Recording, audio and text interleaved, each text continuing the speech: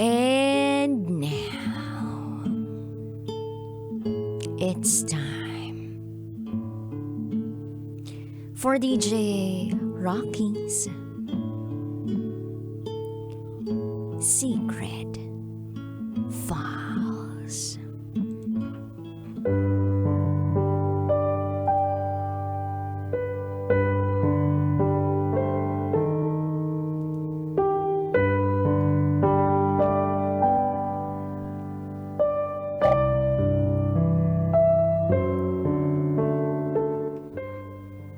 Pinapahiya ako ng boyfriend ko.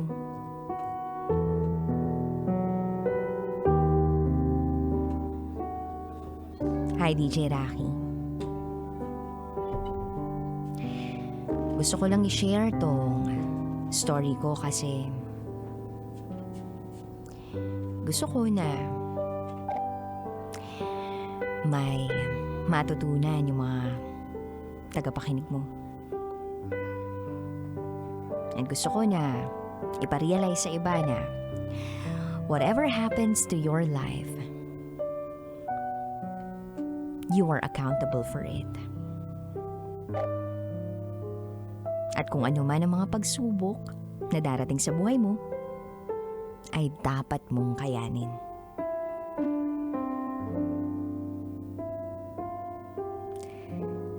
Yan din ang ginawa ko para sa sarili ko. Itago mo ko sa pangalan Jessica. And this is my secret file.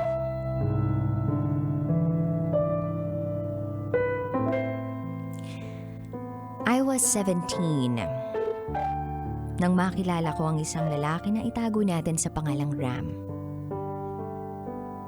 Tall, dark-skinned, pointed nose, magaling mag-basketball, at masipag. Nakilala ko siya through my cousin.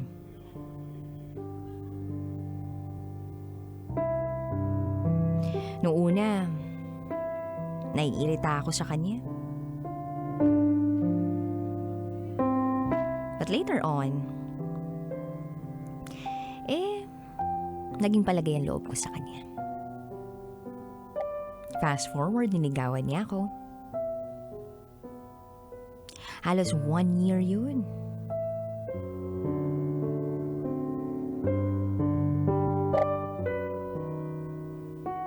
Legal kami sa side na niya.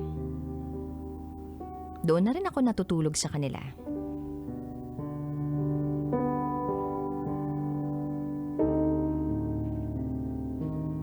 Pero, nandun din yung pakiramdam ko na hindi okay. Kasi, kapag may araw, hindi niya ako nilalabas. Para bang hindi niya ako kayang ipagyabang in public. Para bang ikinahihiya niya ako. Yes, legal nga kami sa family niya. But he cannot show me sa mga tropa niya. Well, sinubukan kong intindihin. Kasi nga, pakiramdam ko ang pangit-pangit ko. Mapimples ako. Curly ang buhok. Hindi pa masyado nag-aayos. Kaya siguro, yun ang dahilan kung bakit niya ako ikinahihiya. But still, I gave my best. Para hindi niya na ako ikahiya. Para kaya niya akong bitbitin kahit saan.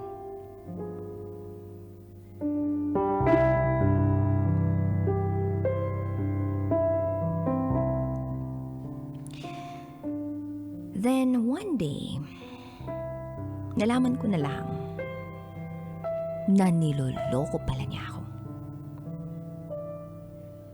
Halos lahat na ginagawa ko para sa kanya, para na nga akong asawa niya eh. Kasal na lang yung kulang.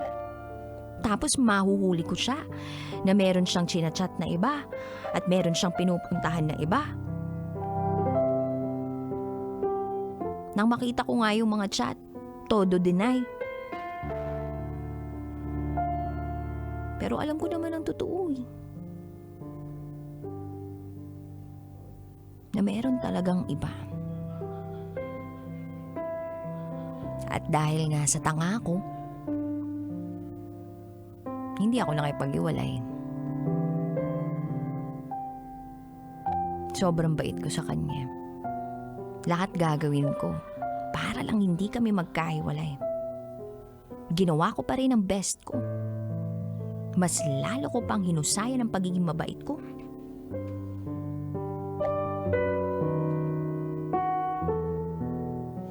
And then, bago ako mag-18,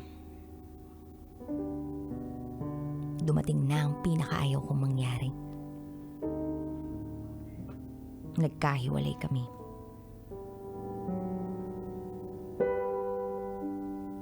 Hindi ko na kasi kinaya. Gusto niyang ayusin pa namin, pero ayoko na. Kaya lang, lumipas pa ang ilang mga buwan. Eto na nga. Ang akala kong matibay na mga sanga, marupok pa rin pala. Dahil sa panunuyo ni Ram, ibinalikan ko siya. Lumipas ang 2 taon, maraming mga naging ganap sa buhay namin. Plano na rin namin magkaroon ng baby. Although, hindi pa ako ready kasi nga baka palayasin ako ng tatay ko. Kaya sinabi ko yun sa kanya. Na wag na lang muna. Nagkaintindihan naman kami.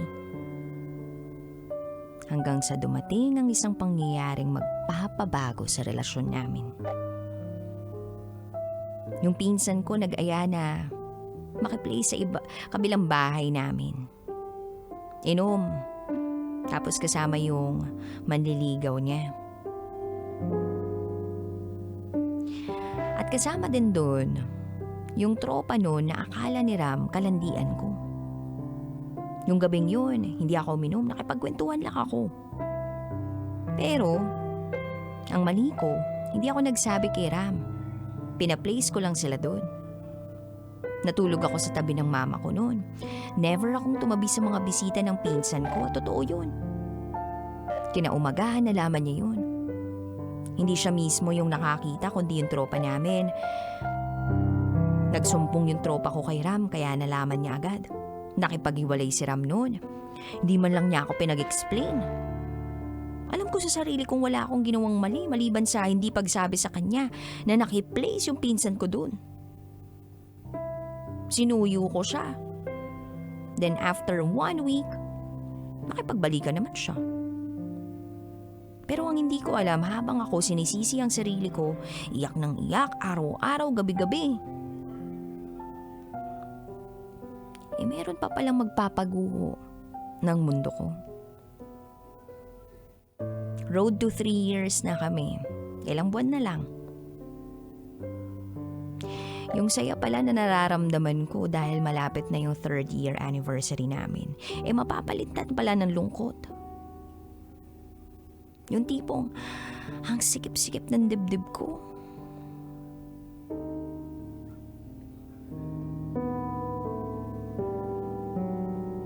May nalaman akong chismis. Pero sabi ko sa sarili ako, hindi ako maniniwala. Hanggat hindi ako nakikita. Pero sabi nga ng kaibigan ko, hiwalayan mo na siya, be. Niloloko ka na lang niya.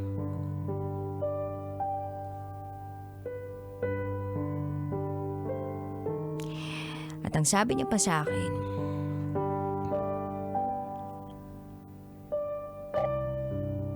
puntahan mo para malaman mo.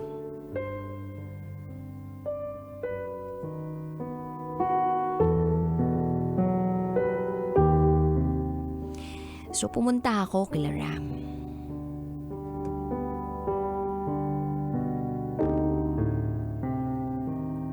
Nadatnan ko si Ram.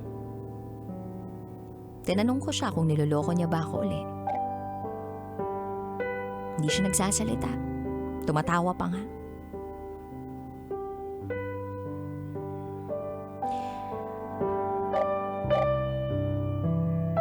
Tapos sabi niya, bakit? Ano yung paratang mo sa akin? Kanino mo nalaman at sino yan?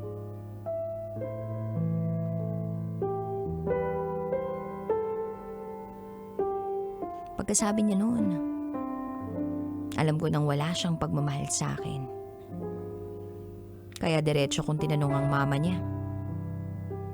Hindi rin sigurado si mama niya tungkol sa chismis na kumakalat.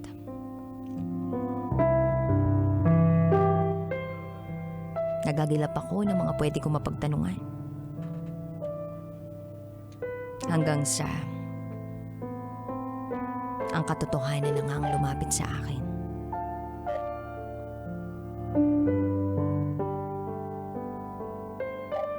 Nakabuntis siya.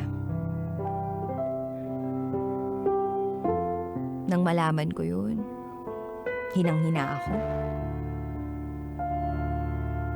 Ubus na ubus ako. Bakit nangyayari to sa akin? Ano ba ako? Ginawa ko naman lahat ng mga kaya kong gawin para mag-grow sa relasyon namin. Pero bakit ganun? 7 months na raw yung tiyan ng babae. At yun pala, ang ganti ni Ram sa akin nung malaman niyang pinaplace ko yung pinsan ko dun sa kabilang bahay namin. Matatanggap ko pa sana kung nang babae lang si Ram eh. Yung wala sanang resibo eh. Pero meron eh. Ang baba ng tingin ko sa sarili ko. Ganun na lang ba yung kagustuhan niyang magkaroon ng baby?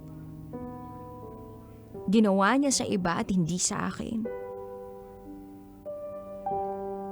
Yung anak na gusto niya, sa iba niya binuo. At hindi ko pa nga alam kung sino yung nabuntis eh. Nahulaan ko lang at tumama ako. Girl's instinct.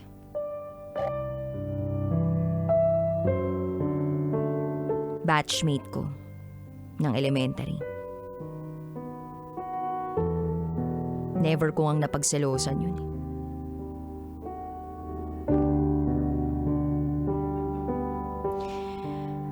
Nung malaman ko nga yun, nagluluto ako ng kanton. Nung tama yung hula ko ng pangalan ng babae, nalagyan ko ng seasoning yung kanton habang may tubig. Iba pala pag nabibigla ka ng sakit, no? Alam niyo ba nung nalaman ko yun? Tinry ko pa rin na maging okay kami. Kasi hindi ko alam kung ano yung mangyayari sa akin pag tuluyan na kami magkahiwalay. Tumira pa ako ng 1 week sa kanila, live-in. Pero wala. Walang nangyari doon kasi iba pala pag sobrang nasaktan. Wala na yung tiwala. Oras-oras kang mag-iisip at maghihinala. Then I realized kailangan ko na umuwi ng bahay. Tama na kasi mali na to. Na siguro will to ni Lord para mas maging strong ako. Hindi ako galit sa nabuntis niya. Gusto ko lang magkusa silang humingi ng tawad. Pero wala akong natanggap na pagkukusa eh. Thankful pa rin naman ako na naging boyfriend ko siya. Na kahit magaling siya mamahiya,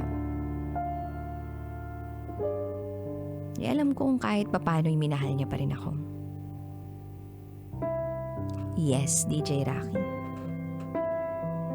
Pinapahiya ako ng boyfriend ko sa ibang tao. Although never naman niya akong sinaktan physically. But maybe, yun yung red flag na hindi ko namalayan. Na nasa harapan ko na pala. Sayang, no? Kasal na sana kami.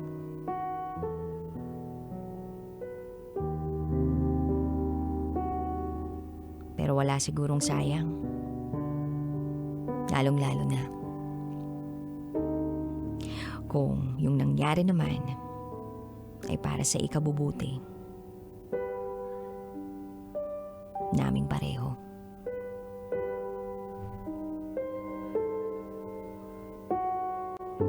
At para sa iyo, Ram, salamat sa pagmamahal mo. Marami akong natutunan sa iyo. Maging mabuting ama ka sa anak mo. At huwag mong hayaang maging kagaya ka niya. Salamat sa sakit na nadulot mo. Dahil mas naging matibay ako sa araw-araw na buhay ko.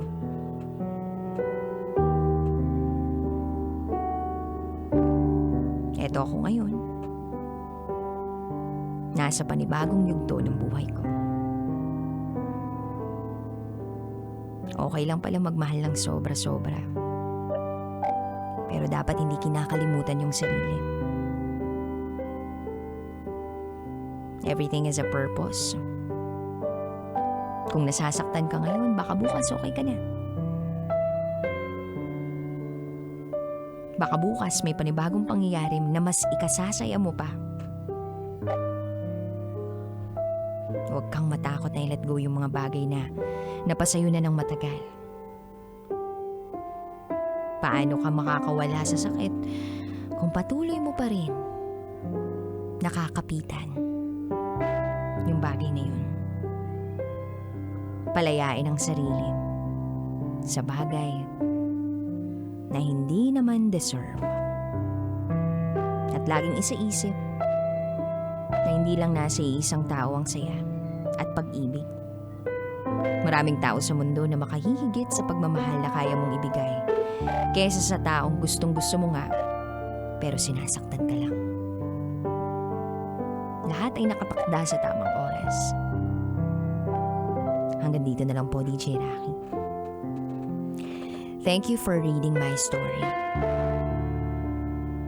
Hindi na ako umiiyak sa sobrang kalungkutan ngayon. Masaya na ako sa buhay ko ngayon. At ipagpapatuloy ko ang mga pangarap kong naudlot. Maraming salamat. Muli, ako si Jessica. At ito ang aking secret vow.